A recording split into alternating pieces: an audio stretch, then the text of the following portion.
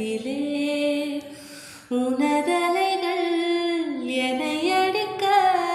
கரை சேர்வதும் கனாவில் நிகழ்ந்திட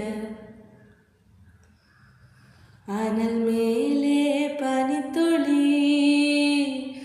அலைபாயும் ஒரு கிளி மரம் தேடும் மழை துளி இவைதானே இவழினி இமை இரண்டும் தனித்தனி